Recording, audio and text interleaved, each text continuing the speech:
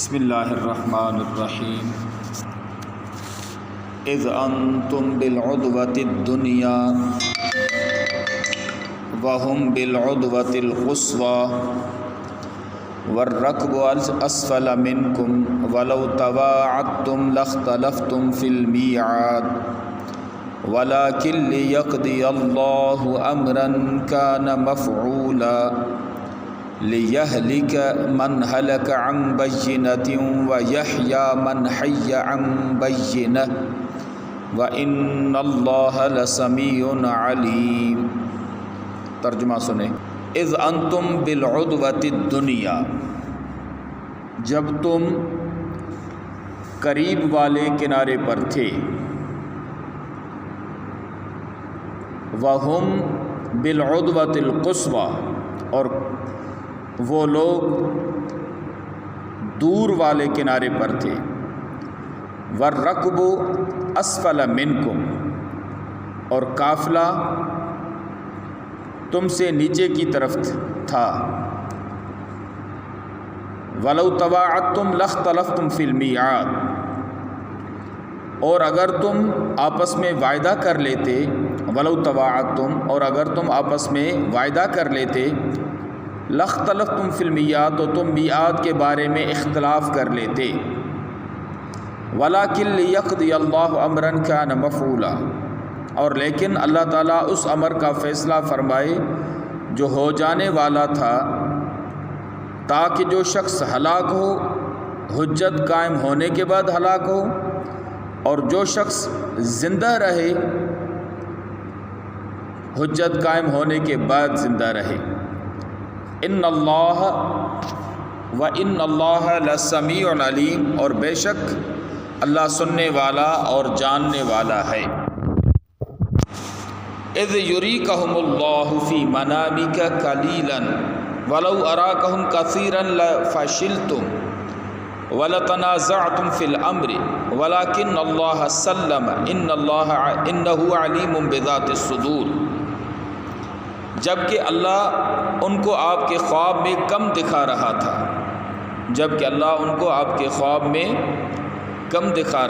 وَلَوْ أَرَاكَهُمْ كَثِيرًا، اور اگر ان کی تعداد زیادہ دکھاتا تو تم ہمت ہار جاتے،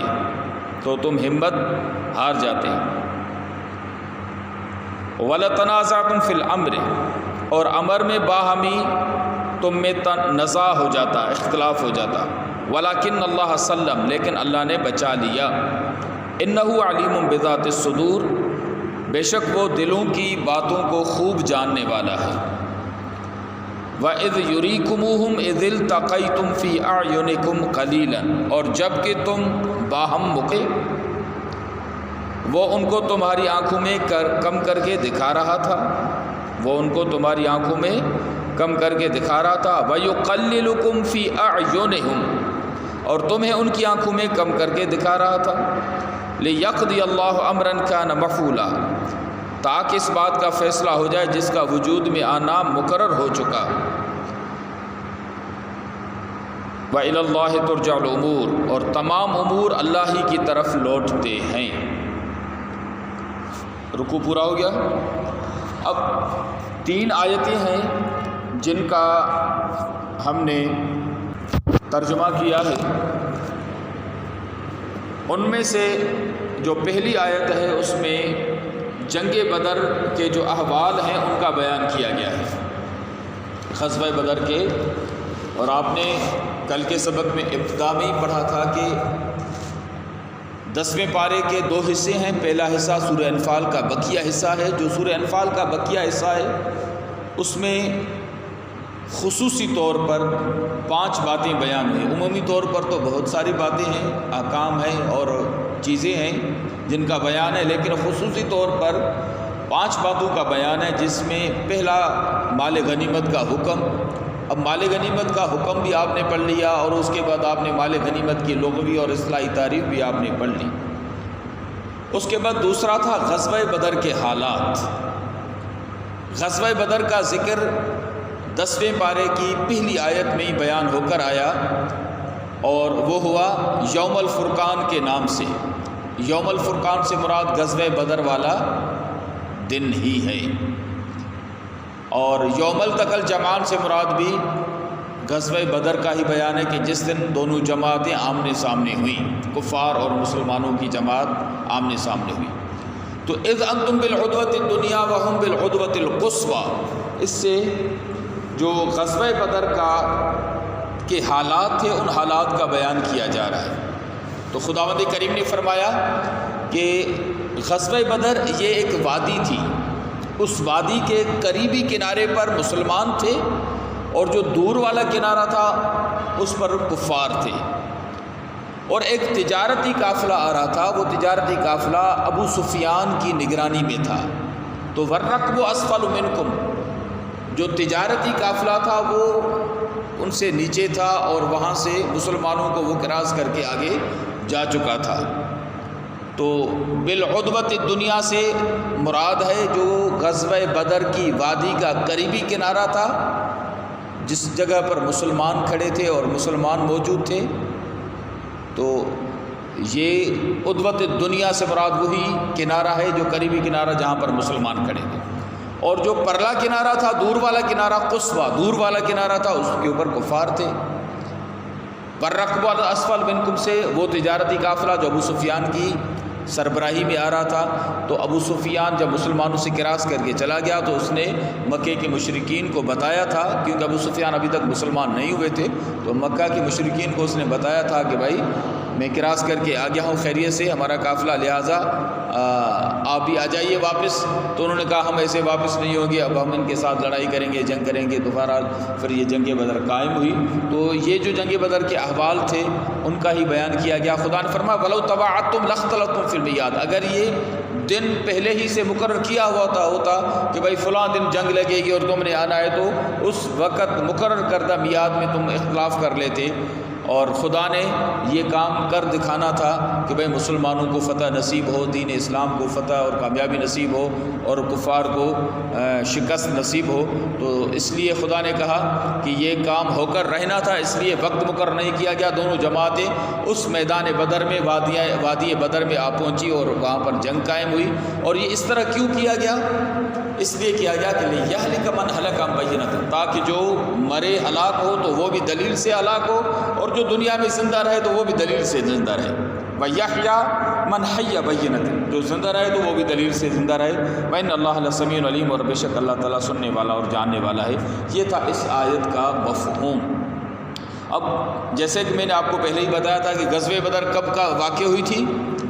غزوہ بدر سن 2 ہجری میں، اور رمضان المبارک کی 17 تاریخ تھی، سن 2 ہجری رمضان کی 17 تاریخ، اور جمعۃ المبارک کا دن تھا۔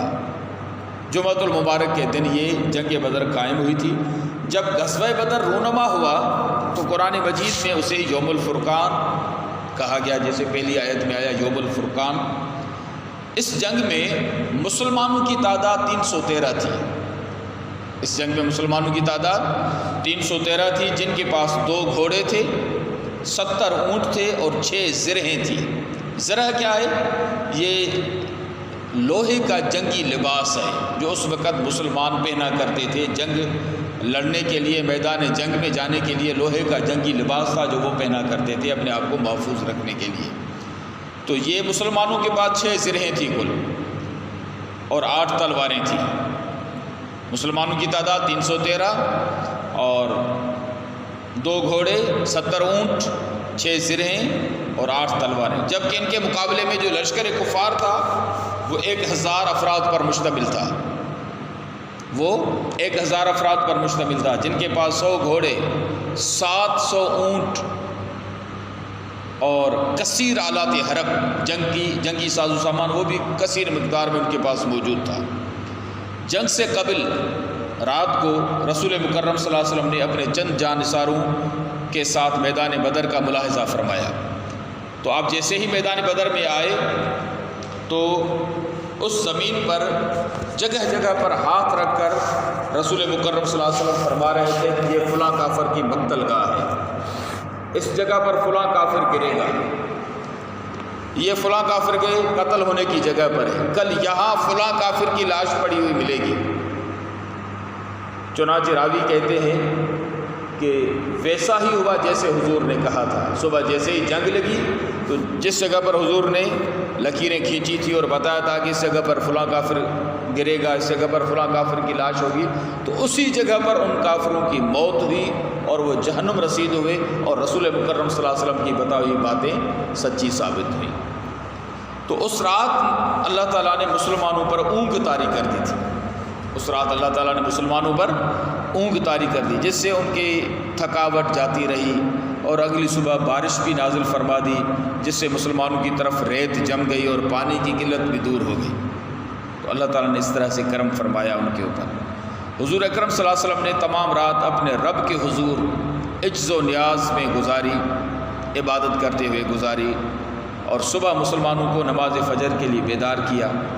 نماز کے بعد رسول مکرم صلی اللہ علیہ وسلم نے ایک خطبہ ارشاد فرمایا، جس سے مسلمانوں میں شوق شہادت سرشار ہو گیا، شوق شہادت بیدار ہو گیا، اور حضور رحمت دو عالم صلی اللہ علیہ وسلم نے پہلے مسلمانوں کے لشکر کی جانب نظر فرمائی، پھر کفار کی طرف دیکھا اور دعا کی، یا رب، اے میرے مولا، اے میرے رب، اپنا وعدہ سچا فرما لے جو تو نے مجھ سے کیا ہے۔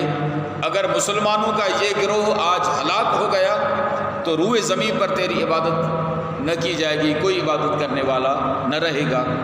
اللہ تعالیٰ نے مسلمانوں کی مدد کے لیے، حضور نے دعا فرمائی، خداوند کریم نے مسلمانوں کی مدد کے لیے پہلے 1000 فرشتے نازل فرمائے، اس کے بعد یہ تعداد بڑھ کر 3000 اور پھر 5000 تک ہو گئی۔ حضور صلی اللہ علیہ وسلم نے کنکریاں مٹھی میں اٹھائی، مٹھی بھر کر کنکریوں سے، اور ایسے کفار کی طرف حضور نے پھینکی جو کفار کی آنکھوں میں جا پڑی۔ مسلمان اس دلیری سے لڑ رہے تھے کہ لشکر کفار کو عبرت ناک شکست ہوئی، مسلمانوں کو اس جنگ میں فتح نصیب ہوئی، اور یہ جنگ بدر، غزوہ بدر اسلام کی پہلی جنگ تھی جس میں مسلمانوں کو اللہ تعالیٰ نے کامیابی نصیب فرمائی۔ 70 کفار واصل جہنم ہوئے اور 70 گرفتار ہوئے، جبکہ مسلمانوں میں 14 مسلمانوں نے جام شہادت نوش کیا، صرف 14، جن میں جو مہاجرین تھے وہ 6 تھے، اور جو انصار تھے ان کی تعداد 8 تھی۔ 6 مہاجرین میں سے شہید ہوئے، 8 انصار میں سے۔ مہاجرین میں سے جو 6 شہید ہوئے ان میں عبیدہ بن حارث تھا، عمیر بن ابی وقاص تھا، ذو الشمالین عمیر بن عبد عمر، عاقل بن ابی بکر تھا، ابی بکر مہجہ جو عمر بن خطاب کا غلام تھا وہ تھا، صفوان بن بیضہ۔ یہ 6 مہاجرین میں سے شہید ہوئے اور 8 انصار میں سے، جس میں سعد بن حیثمہ، مبشر بن عبد المنذر، اور حارث بن سراقہ، عوف بن افرا، معوذ بن افرا، عمیر بن حمام، رافع بن معلہ، یزید بن حارث، یہ 8 جو تھے انصار تھے جو شہید ہوئے، اور سیرت ابن ہشام والے نے یہی نام لکھے ہیں۔ تو مسلمانوں میں 14 صحابہ جو تھے جنہوں نے جام شہادت نوش کیا، اور جن میں 8 انصار اور 6 مہاجرین تھے۔ تو اللہ تعالیٰ نے اس طرح سے مسلمانوں کو فتح نصیب کی۔ تو یہ جو آیات ہیں، ان آیات میں جنگ بدر کے حالات اور غزوہ بدر کے جو احوال تھے ان کا ہی ذکر کیا گیا ہے۔ تو آپ نے ترجمہ سن لیا۔ اس کے بعد اللہ نے فرمایا کہ جب جنگ قائم ہوئی تو خداوند کریم نے جو کفار کا لشکر تھا وہ مسلمانوں کو آنکھوں میں تھوڑا کر کے دکھایا کہ وہ چند لوگ ہیں، تھوڑے ہیں۔ اللہ نے فرمایا اگر ان کو، یعنی ان کا لشکر مسلمانوں کو زیادہ کر کے دکھایا جاتا تو لفشل، تو یہ بزدلی اختیار کرتے، یا ان میں تھوڑی سستی اور کاہلی آ جاتی، اور اس معاملے میں، جنگی معاملے میں وہ متنازع ہو جاتے، نزاع ہو جاتا، اختلاف ہو جاتا۔ لیکن اللہ نے اس اختلاف سے بھی ان کو بچا لیا، اور خداوند کریم جو ہے وہ سینوں کی باتوں کو جانتا ہے۔ تو اللہ نے کفار کو مسلمانوں کی آنکھوں میں تھوڑا کر کے دکھایا، مسلمانوں کو ان کی آنکھوں میں تھوڑا کر کے دکھایا، تاکہ یہ فیصلہ ہو جائے اور حق کو فتح نصیب ہو اور باطل کو جو ہے شکست نصیب ہو۔ اور ایسا ہی ہوا۔ خدا نے فرمایا الی اللہ ترجع الامور، جتنے بھی امور ہیں وہ خداوند کریم کی طرف ہی لوٹائے جائیں گے۔ تو یہ دوسری بات آج پوری ہوئی۔ اس کے بعد اللہ تعالیٰ کی نصرت کے جو 4 اسباب ہیں ان کا کل بیان ہوگا، اور پھر اس کے بعد جنگ سے متعلق جو ہدایات مزید دی گئیں ان کا بھی بیان آگے آئے گا۔ ہجرت اور نصرت کے جو فضائل ہیں وہ بھی انشاءاللہ اگلے سبق میں بیان۔ ٹھیک ہے۔